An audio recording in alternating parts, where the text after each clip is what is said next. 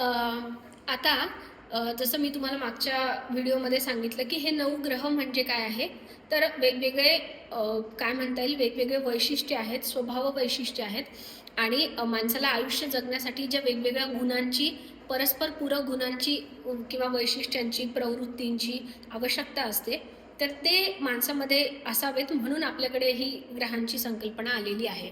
आता या संकल्पनेसोबत अजून एक महत्त्वाची संकल्पना जोडली जाते, ते म्हणजे भविष्य वर्तवणे. ठीक आहे, की भविष्यात माझ्यासोबत काय होणार आहे हे पण या शास्त्राद्वारे कळतं. असं सगळेजण म्हणतात. तर आता याच्यात 2-3 गोष्टी आहे. याच्या मागची व्हेरी सायकोलॉजी काय आहे, मला असं वाटतं तेही समजून सांगणं गरजेचं आहे. की बरेच जण म्हणजे माझ्याकडे पण इव्हन येतात आणि मला म्हणतात की मॅडम तुम्ही आमचं भविष्य सांगू शकताल का? भविष्यात म्हणजे आमच्यासोबत काय होणार, कसं होणार ते सांगू शकताल का? तर मला एक गोष्ट ना कॉमन सेन्सच्या आधारे एवढंच कळतं की तुमचं जर का वर्तमान तुमच्या हातात नसेल ना, तर तुमचं भविष्य कधीच उज्ज्वल असू शकत नाही. म्हणजे काय? कुठलाही माणूस मुळात एखाद्या भविष्यकाराकडे म्हणजे ज्योतिषकाराकडे, आमच्या न्यूमरोलॉजिस्टकडे येतो आणि जेव्हा आम्हाला म्हणतो की आम्हाला आमचं भविष्य सांगा किंवा भविष्यात आमच्यासोबत काय होणार आहे हे सांगा, तर त्यामागे त्याचा एकच उद्देश असतो. त्याला काय जाणून घ्यायचं असतं की भविष्यात माझ्यासाठी काहीतरी चांगलं असणार आहे का? किंवा माझ्या आयुष्यामध्ये काही चांगलं होणार आहे का? माझ्यासाठी काय सकारात्मक होणार आहे का, हे मुळात त्याला जाणून घ्यायचं असतं.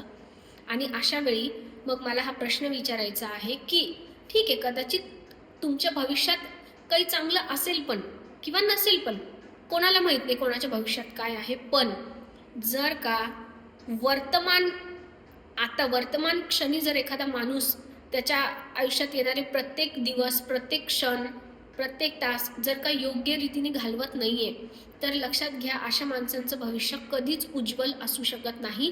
त्याच्या भविष्यात कधीच काहीच चांगलं असू शकत नाही. कारण माणसाचं संपूर्ण आयुष्य फक्त एक गोष्ट निर्धारित करते, ती गोष्ट म्हणजे त्याचं कर्म. जोपर्यंत त्याच्या आयुष्यातलं त्याचं जे कर्म आहे, त्या कर्माचं सगळं रिमोट कंट्रोल तो स्वतःच्या हातामध्ये घेत नाही आणि कर्म करायला आणि योग्य कर्म करायला.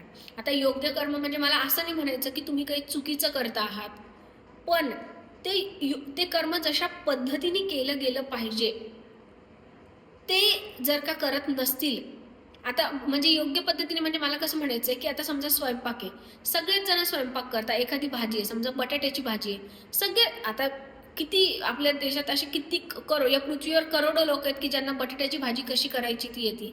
पण तरी सुद्धा आपल्याला एखाद्याच्याच हातची भाजी खूप पसंत असते. का पसंत असते? कारण ते ती ती भाजी त्याने योग्य पद्धतीने केलेली असते, त्याच्यात सगळ्या गोष्टी त्याने योग्य पद्धतीने केलेल्या असतात, म्हणून ती त्याच्या हातची भाजी छान होते. बरोबर की नाही? मग तसंच तुमच्या आयुष्यात कर्म तर सगळेच करता, पण ते कर्म योग्य रीतीने करणं सुद्धा गरजेचं आहे. तरच माणसाला यश मिळत असतं. आणि मग दोन्ही गोष्ट की योग्य रीतीने ते कर्म कसं करायचं हे समजून घेण्याची तुमची क्षमता आहे का? ते तुम्ही समजून घेतलेलं आहे का? आणि जे केलं पाहिजे ते करायला तुम्ही प्राधान्य देत आहात का? ही पण गोष्ट तितकीच महत्त्वाची आहे. आणि नुसतं कर्म म्हणजे आता कर्म करणं हा तर एक भाग झाला, आणि ते कर्म करत असताना त्यासाठी तुम्हाला दैवाची साथ आहे का? तर ती दैवाची साथ, या दोन्ही गोष्टी जेव्हा माणूस एकमेकांशी याचा ताळमेळ साधतो, याचं संतुलन साधतो, तेव्हा त्याचं भविष्य नेहमीच उज्ज्वल असतं. आणि मग त्या अर्थाने आपल्या भारतीय संस्कृतीमध्ये हे जे ज्योतिषशास्त्र, न्यूमरोलॉजी, हे जे वेगवेगळे शास्त्र विकसित झाले, हे शास्त्र फक्त तुम्हाला हे सांगतं की तुम्हाला दैवाची मदत कशी असणार आहे किंवा कशी मदत तुम्हाला ऑलरेडी आहे. आणि जेव्हा ती ती जी तुमच्या दैवाची जी देणगी तुम्हाला किंवा नशिबाची जी साथ तुम्हाला मिळालेली आहे, तिची सांगड तुम्ही तुमच्या चांगल्या कर्मासोबत घालता, योग्य अचूक कर्मासोबत घालता, तेव्हा तुमचं भविष्य उज्ज्वलच असतं. तर त्यामुळे पहिली तर ही संकल्पना की म्हणजे ज्योतिषशास्त्रामध्ये भविष्य कळतं का वगैरे वगैरे. तर हे एक त्याच्या मागचं कॉमन सेन्स आहे, की आता मी माझी गोष्ट व्यवस्थितपणे केली तर माझं भविष्य चांगलंच असणार आहे, हे समजून घ्यायचं आहे. आणि दुसरी याच्या मागची संकल्पना, की समजा मी एखाद्याला त्याचं भविष्य सांगितलं, जरी मी काय, किंवा आता मी तर त्या मनाने वयाने पण अनुभवाने खूप छोटी व्यक्ती आहे. माझं वय फक्त म्हणजे 30 वर्षाची आहे मी सध्या. पण आपल्या भारतात, आपल्या देशामध्ये असे खूप मोठे मोठे ज्योतिषशास्त्र किंवा मोठे मोठे महाराज, साधू, संत होऊन गेलेले आहेत, की ज्यांना खरंच इतरांचं भविष्य कळतं किंवा त्याच्या भविष्यात काय आहे ते कळतं. पण मग त्याच्या मागचं परत एकदा लॉजिक हेच आहे, की तुमचं भविष्य समजल्यानंतर तुम्ही करणार काय आहात? म्हणजे ते भविष्य सुधारण्यासाठी तुम्ही काही ऍक्शन पण घेणार आहात का, काही काम करणार आहात का? तर ते भविष्य जाणून तुम्हाला उपयोगाचं आहे ना. नाहीतर नुसतंच नाही नाही भविष्यात ना ते माझ्या याच्यात ना पत्रिकेत ना एक राजयोग आहे, की वयाच्या 50व्या वर्षी मला ना करोड रुपयाचं काहीतरी धनप्राप्ती होणार आहे, किंवा किंवा आता समजा भविष्य जाणून घ्यायला येतं म्हणजे लोक बऱ्याचदा कसं येतात, की मग माझं लग्नासंबंधी सांगा, की लग्न कोणाशी होईल, कसं होईल, किंवा मग लग्नानंतरचं माझं नातं कसं असेल. अहो, ती गोष्ट पूर्णपणे तुमच्या हातातली गोष्ट आहे, की मुळात तुम्ही लग्न करतानाच त्या व्यक्तीला नीट निरखून पारखून घ्या. हे तुमच्या हातातलं आहे. म्हणजे तुम्ही ज्योतिषाला तुम्ही हे कसं काय विचारू शकता, की तुम्हाला कशी बायको मिळेल? आजकाल ते काय ते ॲस्ट्रोटॉक ॲप वगैरे जे आहेत ॲप, त्याच्यावरती खूप आलं, की तुमचा लाईफ पार्टनर कसा असेल, तो तुम्हाला कुठे भेटेल, ते सगळं त्याच्याद्वारे कळतं. ठीक आहे, एका लिमिटपर्यंत काही गोष्टींचा अंदाज आपण वर्तवू शकतो. पण आपण पूर्णपणे जर तुम्ही त्याच्यावरच डिपेंडंट राहत असताल तर मात्र ही गंभीर गोष्ट आहे. आणि मी अशा स्युडो सायन्सला कधीही म्हणजे मान्य करत नाही. मला ते आवडत नाही. आणि माझं त्या अर्थाने, त्या कंटेक्स्टनी माझा त्याच्यावर विश्वास नाहीये, की तुम्ही पूर्णच तुमचं सगळं काही त्या ज्योतिषावर, पत्रिकावर, तो ज्योतिषी जे काही सांगतो त्याच्यावर तुम्ही तुमचं पूर्ण आयुष्य अवलंबून ठेवलेलं आहे. हे कुठेतरी चुकीचं आहे. शेवटी या सगळ्या गोष्टींना सुद्धा एक मर्यादा आहे. हे जे भविष्यशास्त्र वर्तवलं जातं, हे जे ग्रह किंवा नंबर्स, किंवा जसं आजकाल आमच्या न्यूमरोलॉजीमध्ये पण वेगवेगळ्या संकल्पना आलेल्या आहेत, की तुम्ही तुमचं मोबाईल नंबर बदलून घ्या, तुम्ही तुमच्या नावाची स्पेलिंग बदलून घ्या.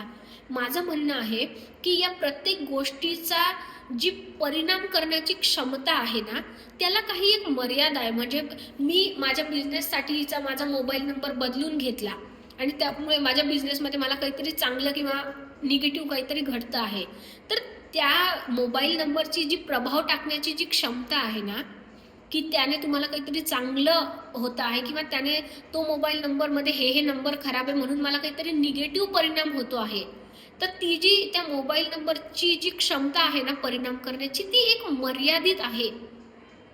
शेवटी तुम्ही त्याच्यासाठी किती मेहनत घेता, तुम्ही त्यासाठी जे काही करणं गरजेचं आहे ते करता का, ते जास्त प्रबळ आहे. तुमची एक माणूस म्हणून परिणाम करण्याची आपली जी क्षमता आहे ना, ती सर्वोच्च आहे. मग या ज्या बाकी गोष्टी आहे, की मोबाईल नंबर आहे, ग्रह आहेत, हे अंगठी आहे, हे गळ्यात काय आपण रुद्राक्ष घालतो, हे घालतो, ते घालतो, हा रत्न घालतो, ते घालतो, चांदी घालतो, सोनं घालतो, जे काही घालतो, या वस्तूंची जी क्षमता आहे ना, तिला काहीतरी मर्यादा आहे. तसंच तुमच्या भविष्याचा अंदाज वर्तवण्याच्या संदर्भामध्ये न्यूमरोलॉजी शास्त्र, ज्योतिषशास्त्र याचीही आपली काही मर्यादा आहे. आणि या सगळ्याच्याही पलीकडे एक गोष्ट आहे, ती म्हणजे माणसाची क्षमता पण आणि माणसाची इच्छाशक्ती. जेव्हा माणसाची इच्छाशक्ती जबरदस्त असते आणि त्याला जे काही मिळवायचं असतं ते मिळवण्यासाठी त्याने 100% स्वतःवर काम केलेलं असतं, 100% स्वतःला झोकून दिलेलं असतं ना, तेव्हा त्याला जगातली कुठलीच शक्ती, कुठलाच ग्रह कोणीच थांबवू शकत नाही. हे तर म्हणजे याच्यावर तर आपल्या प्रत्येकालाच विश्वास ठेवावाच लागेल. त्यामुळे जर तुम्हाला असं वाटत असेल, की न्यूमरोलॉजीमध्ये किंवा ज्योतिषामध्ये तुमचं भविष्य सांगितलं जातं का, तर ते फक्त काही प्रमाणात काही कॅल्क्युलेशन करून केलेले काही अंदाज असतात. पण माझं तुम्हाला हे सांगणं आहे, की तुम्ही त्याच्यावर डिपेंडंट राहू नका. मुळात तुम्ही तुमच्या भविष्याकडे बघूच नका. तुम्ही तुमच्या वर्तमानाकडे बघा. आज आत्ता सध्या माझ्यामध्ये काय उणिवा आहेत, माझ्यामध्ये काय कमतरता आहे, त्याच्याकडे लक्ष द्या आणि त्याच्यावर काम करायला लागा. त्या प्रत्येक माणसाचं भविष्य उज्ज्वलच असणार आहे. मग परत एकदा ती संकल्पना सांगते की तुम्ही तुमचं जे अस्तित्व आहे ते अस्तित्व जेव्हा पूर्णपणे एका परिपूर्णतेच्या लेवलवर नेताल. आणि अस्तित्व म्हणजे काय, तर मी वारंवार सांगते, माणूस म्हणजे काय, त्याचं फक्त शरीर नाहीये. आपल्या आयुष्याला काय म्हणता येईल ना, आपल्या आयुष्यावर परिणाम करण्याची जी क्षमता आहे ती चार ती ती ती जी ताकद आहे ती ताकद चार गोष्टींमध्ये डिवाइड झालेली आहे. एक माणसाचं शरीर, एक माणसाची बुद्धी, तिसरी माणसाची भावना आणि तिसरी माणसाची ऊर्जा. या चारही गोष्टी जेव्हा म्हणजे आपल्या आपल्या लेवलवर या चार गोष्टी स्ट्रॉंग असतील आणि या चारही गोष्टी जेव्हा एकमेकांशी व्यवस्थितपणे जोडलेल्या असतील, संतुलित असतील, एका सिमेट्रीमध्ये असतील. सिमेट्री म्हणजे काय, एकरूपतेमध्ये असतील. म्हणजे काय, तुमच्या जसं मी सांगते की हे चार गोष्टी म्हणजे माणसाचे चार पिलर आहे, चार कॉलम आहे. आता मला सांगा, तुम्हाला एखादं घर बांधायचं आहे आणि ते चार कॉलम आहे त्या घराचे. ते एक कॉलम मोठा, एक छोटा, एक जाडीनी थोडा मोठा, एक एकदम हाडकुळा असा, असे जर ते चार कॉलम असतील तर त्याच्यावर नीट छत बांधता येणार आहे का तुम्हाला, टाकता येणार आहे का, नाही. मग त्यासाठी काय असावं लागतं, तर हे चारही कॉलम जे आहेत त्याच्यामध्ये एक सिमेट्री असली पाहिजे, एक प्रकारची एकरूपता, एक समानता असली पाहिजे, एक संतुलन असलं पाहिजे. तसं तुमच्या अस्तित्वाचे हे चारही आयाम एक संतुलित प्रमाणात आहेत का, त्याच्यामध्ये एकबद्धता आहे का, एकरूपता, एकसमानता आहे का, आणि मग त्याच्यानंतर ते एकमेकांशी एकरूप असल्यामुळे ते एकमेकांशी जोडलेले आहेत का. जेव्हा ते एकमेकांशी जोडलेले असतात तेव्हा माणूस म्हणून तुम्ही एका परिपूर्णतेच्या लेवलवर असतात. तुमचं जे मानवी अस्तित्व असतं ना ते एका परिपूर्णतेच्या लेवलवर असतं.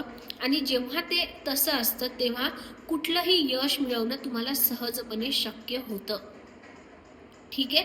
पण दुर्दैवाने आपल्या बाबतीत हेच घडत नाही. म्हणजे काय असतं, आपल्या आयुष्यात आपल्याला समस्या काय येतात, अडचणी काय येतात आणि आपलं वर्तमान का चांगलं नसतं, आणि मग कारण का वर्तमान चांगलं नसतं म्हणून उज्ज्वल भविष्याची आपण आशा अपेक्षा आकांक्षा करणं सोडून दिलेलं असतं. आणि मग कुठल्या तरी ज्योतिषी बुवांकडे नाही या होप्सवर आपण जगत असतो की आता माझ्या आयुष्यात काही चांगलं चालू नाही, पण मला माहिती भविष्यात ना मला हे नक्की मिळणार आहे. अरे कशाच्या आधारावर मिळणार आहे, वर्तमानात जर काही योग्यच नाहीये तर भविष्यात समजा तुम्ही एखादं झाड लावलं आहे आणि त्या झाडाला सारखं तुम्ही म्हणजे त्या झाडाची व्यवस्थित ग्रोथ होईल अशी काही तुम्ही अरेंजमेंटच करत नाहीये आणि तुम्ही अपेक्षा करताय की पुढच्या वर्षी ह्या झाडाला फळ येणार आहे, तर ते कसं शक्य आहे की रोज त्या झाडाची पानं करपून जात आहे, त्या झाडाला नवीन पालवी फुटत नाहीये, त्याची वाढ होत नाहीये, काहीच घडत नाहीये आणि तुम्ही म्हणताय की हे झाड मला पुढच्या वर्षी आंबे देणार आहे, तर ते प्रॅक्टिकली शक्य नाहीये ना. तसंच आपल्या माणसाचं आहे की रोज तुम्ही स्वतःमध्ये काही चांगलं घडतं आहे का, काही वेगवेगळे रोज तुमच्या आयुष्यात तुम्ही सकारात्मक परिवर्तन आणता आहात का, काही रोज पॉझिटिव्ह गोष्टी तुमच्या बाबतीत घडताय का, काहीच घडत नाहीये. आणि तुम्ही म्हणताय की त्या ज्योतिषांनी मला सांगितलंय की ना मला मी क्लास 1 ऑफिसर होणार आहे किंवा भविष्यात माझ्याकडे खूप धन येणार आहे, संपत्ती येणार आहे, तर याला ना खरंच काही अर्थ नाहीये, याला काही लॉजिक नाहीये, पहिली गोष्ट. आणि मग मी जे म्हणते की आपण आपलं वर्तमान सुधारायला महत्त्व दिलं पाहिजे. तर ते का दिलं पाहिजे, वर्तमानातच सगळं व्यवस्थित सुरू नाहीये आणि आपण उज्ज्वल भविष्याची आशा आकांक्षा कशी काय ठेवायची. तर वर्तमानात सगळ्या गोष्टी चांगल्या नाहीये म्हणजे काय, अस्तित्वाच्या रूपात आपण परिपूर्ण नाही आहोत, एकरूप झालेलो नाही आहोत, आपलं जे अस्तित्व आहे ते एका समत्वाच्या पातळीवर नाहीये. म्हणजे नक्की काय आहे, तर आता मी प्रत्येकाने आपल्या उदाहरणावरूनच बघून घ्या. आपलं शरीर जे आहे, रोज सकाळी उठल्यावर शरीर काहीतरी वेगळंच म्हणतं, शरीराला ना काहीतरी वेगळंच पाहिजे असतं. आपल्या भावना, त्यांचं काहीतरी वेगळंच चालू असतं की काल त्याने मला असं बोललं, तो ना मला तसंच बोलला, आता याला ना मी असंच उत्तर देणार आहे. मग अचानक काहीतरी आठवतं, आपल्याला वाईटच वाटतं. मग अचानक आपल्याला काहीतरी आठवतं की याने आपली तारीफ केली, अचानक त्याने आपण एक्साइटेड होऊन जातो. असा भावनांचा गोंधळ सुरू असतो, बरोबर. शरीर जे आहे, आपलं शरीर आपल्याला चांगल्या गोष्टी करायला कधीच मदत करत नाही. जसं की समजा जसं मी सांगितलं की सूर्यग्रह म्हणजे काय, तर जीवन ऊर्जा आहे. मग ती जीवन ऊर्जा रोज रोज इग्नाईट करावी लागते. आपलं मानवी शरीर म्हणजे काय आहे, तर ती एक मशीन आहे. जसं ती मशीन रोज चालवण्यासाठी आपल्याला वेगवेगळ्या प्रकारचं इंधन लागतं, ती मशीन चांगल्या प्रकारे चालण्यासाठी. तसं व्यायाम हे सुद्धा एक प्रकारचं इंधन आहे आपलं शरीर चांगलं चालण्यासाठी. मग आपण कधी ते व्यायाम करायला प्राधान्य देतो का, नाही देत ना. मग शारीरिक पातळीवर आपण काय, नाही नाही काल केला व्यायाम, नाही काल ना मी खूपच दमलो थकलो, मग आज लगेच आपल्याला लो एनर्जी फील होणार, मग आपण उशिरापर्यंत झोपून राहणार. म्हणजे आपलं शरीर काहीतरी वेगळंच, त्याचं काहीतरी वेगळंच सुरू असतं. जसं मी सांगितलं, भावनांचं काहीतरी वेगळंच सुरू असतं, कोणतरी काहीतरी बोललेलं असतं आणि आपल्या डोक्यातनं तेच सुरू असतं की तो मला असं बोलला, तसं बोलला, असं झालं तसं झालं. भावनिक पातळीवर वेगळाच गोंधळ सुरू असतो. किंवा मग मग माझं कोणीच नाही आहे, सगळे मला असंच बोलतं, ऑफिसमध्ये ना कोणी मला सपोर्टच करत नाही, मी एकटा पडलेलो आहे, मी खूप असुरक्षित आहे. किंवा मग कधी कधी खूपच भावनिक, आपण एखाद्याच्या बाबतीत इतके भावनिक असतो की त्या माणसाशिवाय आपल्याला काही सुचतच नाही, आपण सतत त्या माणसाचाच विचार करत राहतो. तर भावनिक पातळीवर कुठेतरी असंतुलितता असते. त्याच्यानंतर सगळ्यात महत्त्वाचा फॅक्टर आपली बुद्धी. आजकाल बौद्धिक लेवलवर तर माणसाचा प्रचंड गोंधळ गदारोळ सुरू आहे की माणूस सतत सतत सतत विचार करत असतो आणि ते विचार एवढे सुरू असतात की असं वाटतं एखादं आपल्या मेंदूमध्ये बटन असावं आणि जसं आपण लाईटचं बटन बंद केल्यावर तो फॅन किंवा लाईट बंद होतो, तसं कुठलं तरी बटन आपल्या मेंदूला असावं आणि ते बटन बंद केले की आपले विचार बंद व्हावे, असं आपल्याला वाटतं. एवढा माणूस वैचारिक बाबतीत गोंधळलेला आहे की सतत त्यांच्या मनामध्ये विचार येत आहेत आणि त्या विचारांवर त्यांचं थोडंसुद्धा कंट्रोल राहिलेलं नाही आहे. आणि त्यामुळे अशा प्रकारे सतत सतत सतत अतिविचार करून, ज्याला ओव्हर थिंकिंग हा शब्द आजकाल खूप प्रचलनात आहे, तर तो व्यक्ती सतत ओव्हर थिंकिंग करत आहे आणि त्याची सगळी ऊर्जा त्याच्यातच खर्ची पडती आहे. तर कुठेतरी वैचारिकदृष्ट्या तुम्ही स्थिर नाही आहात. त्याच्यानंतर तुमची एनर्जी, तुमची ऊर्जा रोज ती कमी जास्त होती. जसं मी मागच्या एका इथे पण उदाहरण दिलं की आत्ता या क्षणी इतकी ऊर्जा येते माणसामध्ये की जसं काही मी आत्ताच्या आत्ता जाऊन माउंट एव्हरेस्ट चढू शकतो, की आत्ताच्या आत्ता जाऊन मी सगळं जग जिंकू शकतो, आणि परत 5-10 मिनिटांनी काहीतरी घडतं आणि आपण एकदम लो एनर्जी होऊन जातो. किंवा समजा त्यातल्या त्यात जेवण वगैरे केल्यावर आपल्याला एकदम ना असं लो फील होतं, असं वाटतं आता काहीच करू नये, थकल्यासारखं वाटतं. म्हणजे ती जी एनर्जी आहे ना, ती पण नेहमी कमी जास्त अशी असते.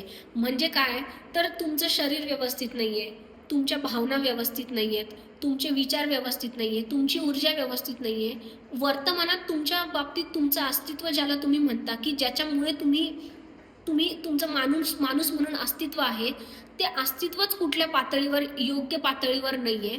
आणि तुम्ही म्हणताय की माझं भविष्य उज्ज्वल असणार आहे, तर प्रॅक्टिकली हे केवळ अशक्य आहे. आणि म्हणूनच आपल्याला आपल्या अस्तित्वाच्या या 4 आयामांवर काम करणं, हे 4 आयाम मजबूत करणं, त्याला एकमेकांशी जोडणं गरजेचं असतं. आणि जेव्हा ते जोडले जातो, तसं ते आपण स्वतःला माणूस म्हणून भक्कमपणे निर्माण करतो.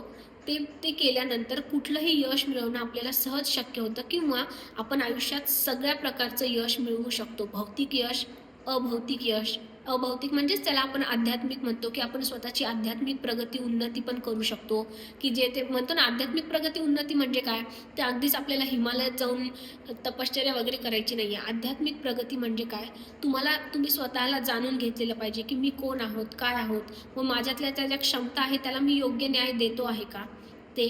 त्याच्यानंतर मानसिक पातळीवर तुम्हाला एक प्रकारचं समाधान असलं पाहिजे, की ठीक आहे, लोक तुमच्या आयुष्यात काही तुमच्या बाबतीत घडलेलं असेल, ठीक आहे, त्या सगळ्यापासून तुम्हाला एक प्रकारचं अंतर राखणं शक्य होतं. जसं आता समजा हे कपडे आहे, हे कपडे आपण का घालतो? कारण आपल्याला ऊन, वारा, पाऊस याच्यापासून संरक्षण व्हावं म्हणून. पण आपण घातलेले हे कपडे जर का आपल्याला असे काय म्हणता येईल, आवळून बसले असतील, की अगदी आपल्याला श्वास पण घेणं मुश्किल झाले आहे, तर या कपड्यांचा आपल्याला काही उपयोग आहे का? नाही. तसंच आपल्या आयुष्यातल्या सगळ्या गोष्टी आहेत.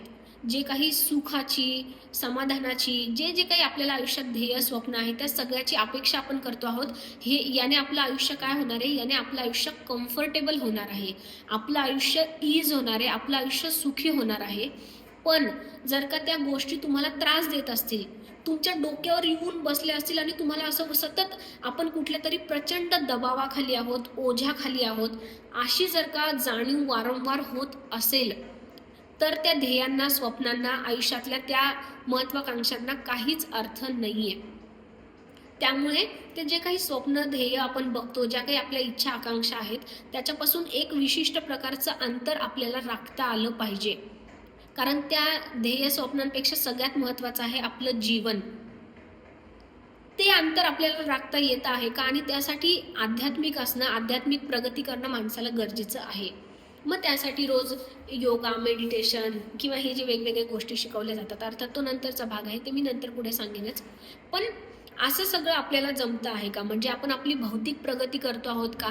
आणि ती प्रगती करत असताना कुठेतरी एका लेवलवर त्या सगळ्यापासून अंतर राखून आपल्याला शांतपणे सुद्धा जगता येतं आहे का? या दोन्ही गोष्टी आपल्याकडनं जर बॅलन्स होत असतील तरच तुमच्या वर्तमानात सगळं काही व्यवस्थित सुरू आहे. आणि असं वर्तमानात सगळं व्यवस्थित सुरू आहे म्हटल्यावर तुमचं भविष्य पण उज्ज्वलच असणार आहे. पण जर तुमच्या वर्तमानातच कशातच काही नाहीये, शरीर काहीतरी म्हणतं, रोज मनात काहीतरी वेगळा विचार येतो, काय म्हणता येईल, भावनिक पातळीवर तर तुम्ही रोज आपण दर अर्ध्या तासाला आपले मूड स्विंग होत आहे. कोणतरी काहीतरी चांगलं म्हटलं लगेच आपल्याला एक्साइटेड वाटतं, कोणीतरी आपल्याला वाईट म्हटलं लगेच आपण डिमोटिवेट होतो. म्हणजे आपल्या आयुष्याचं रिमोट कंट्रोल आपण जर का दुसऱ्या संपूर्ण जगाच्या हातात दिलं, की कोणी एखादी चांगली नवीन वस्तू घेतली की आपल्याला असं वाटतं अरे माझ्याकडे ती कधी येईल. म्हणजे आपलं आपलं अस्तित्व जे आहे त्या आपल्या अस्तित्वाचा रिमोट कंट्रोल आपण दुसऱ्या कोणाच्या तरी हातात देऊन ठेवलेला आहे. आणि मग आपण म्हणतोय की माझं भविष्य कसं असणार आहे, आणि मग ते विचारण्यासाठी आपण ज्योतिषाकडे जातो, त्याला हजारो रुपये देतो. आपली कष्टाची कमाई आपल्याला त्याला देताना काहीच वाटत नाही. आपण सारासार हा सुद्धा विचार करत नाही की माझं भविष्य उज्ज्वल व्हावं म्हणून आज मी स्वतःवर काय काम करत आहे, आणि ते जे काम मी करत आहे त्याचं जर ते काम जर का योग्य असेल तर त्याचा मला रोज काहीतरी चांगला बेनिफिट मिळतो आहे का?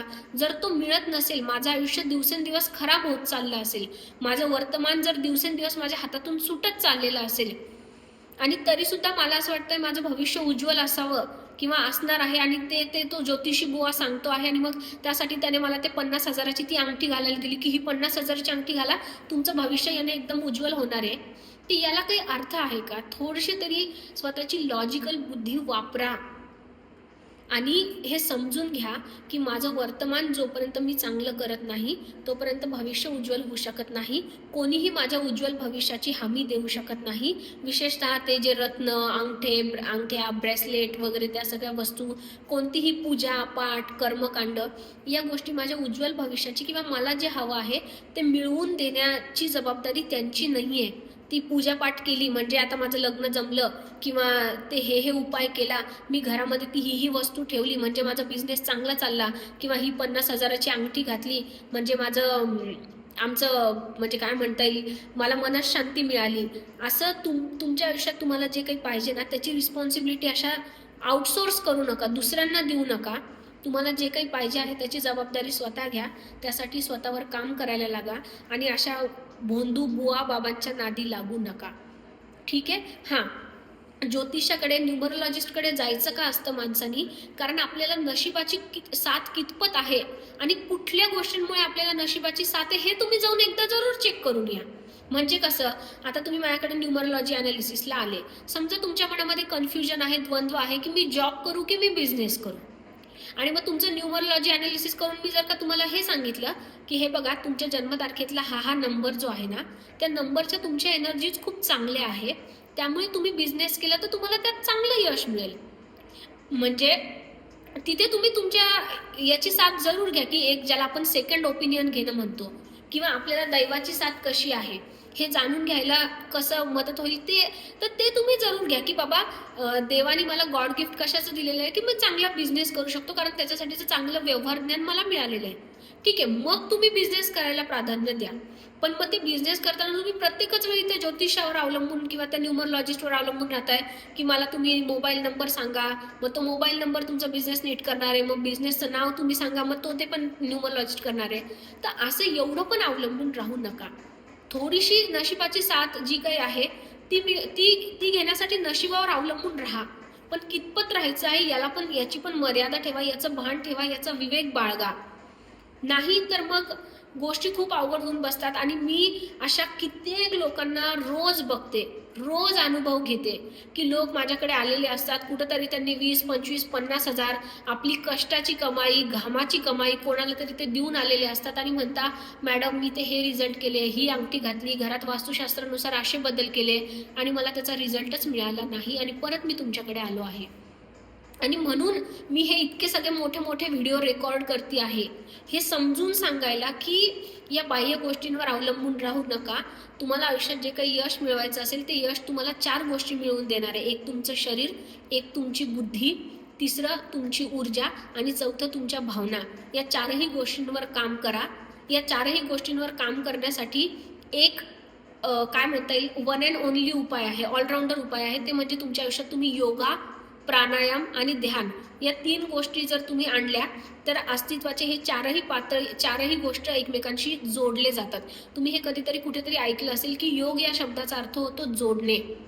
मग योग कशाला जोडतो, तर आपल्या अस्तित्वाचं हे जे 4 आयाम असतात, हे जे 4 आयाम मिळून आपलं माणसाचं अस्तित्व बनलेलं आहे, हे 4 आयाम योग जोडत असतो. म्हणून तुम्ही तुमच्या लाईफस्टाईलमध्ये योगा, मेडिटेशन, प्राणायाम याचा समावेश करा. बरोबर तुम्हाला जे पाहिजे ना ते मिळवायला तुम्हाला मदत होईल. तुम्हाला मनशांती मिळेल. तुम्हाला तुमची बुद्धी योग्य ठिकाणी वापरता येईल. कधी, केव्हा, कुठे, किती वापरायची याचं जजमेंट तुम्हाला येईल. तुमचं कम्युनिकेशन स्किल सुधारेल. तुम्ही शारीरिकदृष्ट्या एनर्जेटिक असताल. म्हणजे शरीर आणि एनर्जी हे एकमेकांशी परस्पर संलग्नित असतात. तर ती ऊर्जा आणि शरीर एका बॅलन्सनेसच्या लेवलवर आले की तुम्ही जास्तीत जास्त काम करू शकताल. की इथे बाकी लोक जर 10 तास काम करत असतील तर तुम्ही 12 तास काम करताल. साहजिक जो माणूस 12 तास काम करतो किंवा 14 तास काम करण्याची ज्याची क्षमता आहे त्याचा बिझनेस इतरांपेक्षा चांगला चालणारच आहे ना. म्हणजे ते तर काय त्याच्यात दुसरं म्हणजे त्याच्यामध्ये काही दुमत असण्याचं कारणच नाहीये ना की तो त्याच्या बिझनेससाठी दिवसातले 14 तास डेडिकेटली काम करतो आहे. त्याची बुद्धी ठिकाणावर आहे, त्याची भावना ठिकाणावर आहे, त्याची एनर्जी फोकस्ड आहे, त्याचं शरीर त्याच्यासाठी त्याला साथ देते म्हटल्यावर तो त्याच्या बिझनेसमध्ये यशस्वी होणारच आहे ना. त्याच्यासाठी कुठली तरी अंगठी रत्न घालण्याची काय गरज आहे म्हणजे, किंवा कुठला तरी ग्रह जरी खराब असेल तर तो ग्रह त्याचं काय बिघडणार आहे, कारण जे काही त्याच्या बिझनेससाठी करायचं ते सगळं तो करतोच आहे ना. त्यामुळे अशा प्रकारे दैवावर किती विसंबून राहायचं, नशिबावर किती विसंबून राहायचं, भविष्यावर किती विसंबून राहायचं यालाही काही एक मर्यादा आहे.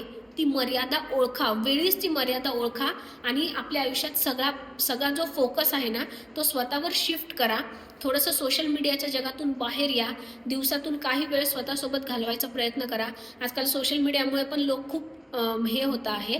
आणि अर्थात पुढच्या व्हिडिओमध्ये मी तुम्हाला योगा, प्राणायाम आणि मेडिटेशन या 3ही गोष्टी सांगणार आहे. आणि इतकं सोपं मी तुम्हाला सांगणार आहे ना की ते कोणालाही सहज करणं शक्य आहे. मुळात योगा, मेडिटेशन आणि प्राणायाम या 3 गोष्टींचं नाव घेतल्यावर तुम्ही घाबरून जाऊ नका की ते ना काहीतरी खूप मोठं रॉकेट सायन्स आहे आणि मी खूपदा प्रयत्न केलो पण मला जमलंच नाही, मग मी त्याच्यात अयशस्वी झालो, आता मला परत त्या नादी लागायचंच नाही, त्याच्यापेक्षा मी 50,000ची अंगठी घालून घेतो. विचार करा, ते 50,000 कमवायला ना तुम्हाला खूप कष्ट करावे लागलेले आहेत. तुमचा घाम दिवस रात्र एक करावं लागलं तेव्हा कुठे ते 50,000 तुम्हाला आलेले आहेत आणि तुम्ही ते असेच कोणाला तरी देता आहे. हे योग्य नाहीये. हे बिलकुल योग्य नाहीये. हे कुठल्याही लॉजिकला धरून नाहीये. थोडासा भानावर या आणि विचार करा स्वतःबद्दल. आपण आजपर्यंत आयुष्यात काय काय केलेलं आहे याबद्दल, आपल्यामध्ये काय क्षमता आहे, आपल्यामध्ये काय वीकनेस आहे, त्याच्यावर काम करण्याची एक थोडीशी मानसिकता तयार करा की आजपासून मला माझ्यावर काम करायचं आहे. ठीक आहे, आयुष्यात मला जे काही मिळवायचं आहे ना ते आज नाही उद्या येणार. लग्न यावर्षी नाही, कदाचित पुढच्या वर्षी होईल. मला माझा बिझनेस चांगला ग्रो करायचा नाही, यावर्षी नाही, कदाचित पुढच्या वर्षी होईल. मला मनशांती हवी आहे ना, पुढच्या वर्षी येईल. सगळ्या गोष्टी पुढच्या वर्षी येतील. आत्ता सध्या जरुरी काय आहे, मी स्वतःवर काम करायला लागणं खूप जरुरी आहे. मला आयुष्यात जो वेळ मिळालेला आहे ना त्या वेळेचा मी सदुपयोग करणं, मी माझ्या वर्तमानाचा सदुपयोग करणं, मी माझ्या वर्तमानावर काम करणं खूप गरजेचं आहे. जेव्हा मी माझ्या वर्तमानावर काम करेल ना तेव्हा माझं भविष्यकाल उज्ज्वलच असेल. जर मी बिझनेस केला तर त्याच्यात पण मला प्रगती होईल माझी. जर का मी समजा बिझनेसच्या ऐवजी नोकरी केली तर त्याच्यात पण मला चांगलंच मिळणार आहे. मला बायको पाहिजे आहे, ती पण चांगलीच बायको किंवा लाईफ पार्टनर जी मिळवायची आहे ती पण चांगलीच मिळणार आहे. सगळं मला आयुष्यात मिळणारच आहे. जेव्हा माणूस म्हणून तुम्ही परिपूर्णतेच्या एका उच्च क्षमतेच्या लेवलवर असतात ना तेव्हा आयुष्यात तुम्हाला सगळं चांगलंच मिळतं. याचं उदाहरण आहे खूप सारे सेलिब्रिटी. हे सेलिब्रिटी लोक अचानक रातोरात स्टार कसे काय होतात? रातोरात कोणी स्टार नसतं होत.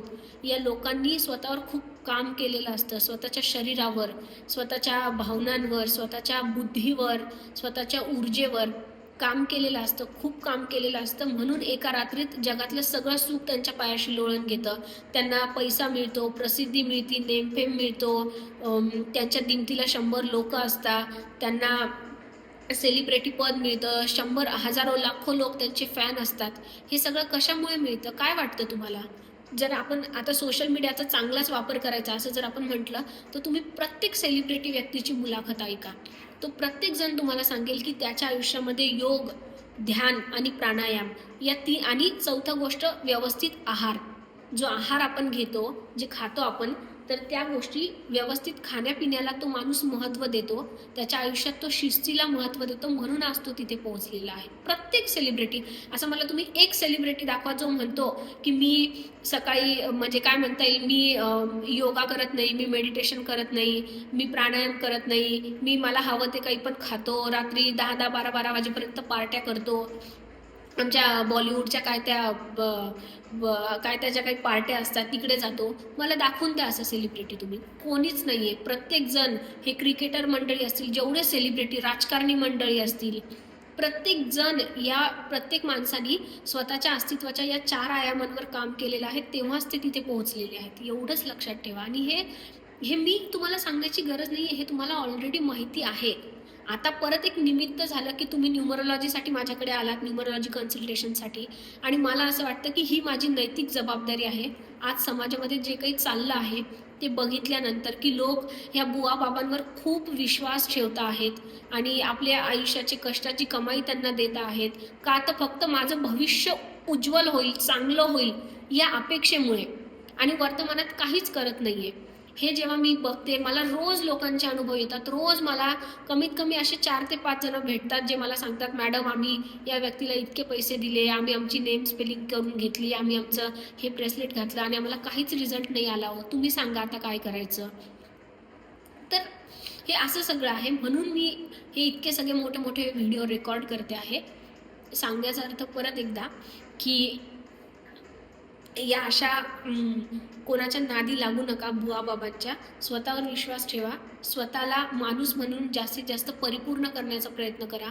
रोज तुमच्या आयुष्यात काय सकारात्मक घडतं आहे, रोज तुम्ही स्वतःच्या कुठल्या क्षमतांना एन्हान्स करता आहात, समृद्ध करता आहात, मोठं करत आहात, याकडे लक्ष द्या. तुमचं भविष्य उज्ज्वलच असणार आहे. त्यासाठी कुठल्याही जन्मपत्रिकेत, कुंडलीत, न्यूमरोलॉजीमध्ये कोणत्याही राजयोगाची गरज नाही, गजकेसरी योगाची गरज नाही, हा योग, तो योग, कशाचीही गरज नाही. कुठलाही ग्रह, कुठलाही नंबर तुमचं काहीही वाकडं करू शकत नाही. आता मुळात ही संकल्पना तर भारतात आहे. मला सांगा, परदेशातल्या लोकांकडे अशी कोणती भविष्याची संकल्पना आहे का त्यांच्याकडे? आता समजा हे जगातले एवढे मोठमोठे आपण कंपन्यांचे सीईओ बघतो, एलॉन मस्क असेल, ते जे कोणी सगळे असतील, ॲपलचे सीईओ असतील, बिल गेट्स असतील, हे सगळे अब्जाधीशपती. मला सांगा बरं, वॉरेन बफे असतील, ह्यांच्या आईबापांनी कोणते ह्यांच्या पत्रिका काढून ठेवल्या, त्यांच्या पत्रिकेत कोणते योग होते की हा योग होता आणि तुमचा मुलगा हे होईल आणि ते होईल? त्यांच्याकडे तर अशी संकल्पना नसतानाही ते यशस्वी झालेच ना. कोणता ग्रह आडवा आला? जर का ग्रहांची संकल्पना सगळ्यांच्याच बाबतीत लागू होत असेल तर मग ती त्यांच्या बाबतीत, मग त्यांच्या याच्यात एखादा ग्रह आडवा यायला पाहिजे होता, मग त्यांनाही आयुष्यात नुकसान व्हायला हवं होतं. तसं ठीक आहे, नुकसान वगैरे झालेलं आहे, ते सगळं झालेलं आहे, पण ते आज ते माणसं कुठेतरी पोहोचलेले आहेत. का? कारण त्यांनी कर्म केलेलं आहे, त्यांनी स्वतःवर काम केलेलं आहे, म्हणून ते तिथं पोहोचलेले आहेत. कुठल्या तरी भविष्यकाराकडे जाऊन त्यांची पत्रिका काढून आणली आणि मग त्यांनी सांगितली म्हणून वॉरेन बफे झाला, असं झालेलं नाही आहे. आणि हे तुम्हालाही चांगलं माहिती आहे. मला माहिती आहे, मला हे चांगल्या प्रकारे समजू शकता आहे की तुम्ही भावनिकदृष्ट्या एका लो लेवलवर असता, तेव्हा तुम्ही अशा कुठल्या तरी लोकांकडे जाता आणि स्वतःला अडकून घेता, त्यांच्या बोलण्यात स्वतःला फसता. पण थोडंसं स्वतःच्या भावनांवर काम करा, भावनिकदृष्ट्या स्ट्रॉंग व्हा, त्याच्यासाठी वेगवेगळे उपाय करा, मेहनत करा. आत्ता तुमच्या भावना हील होताल. तुमच्यातली ती, तुमच्या आत ती जी क्षमता आहे ना, ती एकदा का जागृत झाली ना की तुम्हाला असं कोणा ज्योतिषाकडनं काही कन्सल्टेशन वगैरे घ्यायची काही गरज नाही पडणार. तुम्हाला भविष्याची चिंता पण नाही वाटणार. तुम्ही वर्तमानात काम करण्यात एवढे बिझी होऊन जाताल ना की तुम्हाला माहीत असणार आहे की आयुष्यात पुढे माझ्या बाबतीत जे होणार आहे ते सगळं चांगलंच होणार आहे, कारण वर्तमानात मी स्वतःचं 100% सगळं काही त्याच्यासाठी देतो आहे. ही भावना स्वतःमध्ये जागृत करा. त्याच्यासाठी स्वतःच्या आत डोकवा, स्वतःवर काम करायला सुरू करा. बाकी पुढे भेटत राहूच. मी पुढेही तुम्हाला जे काही चांगलं चांगलं सांगण्यासारखं असेल अर्थातच ते सांगत राहीलच.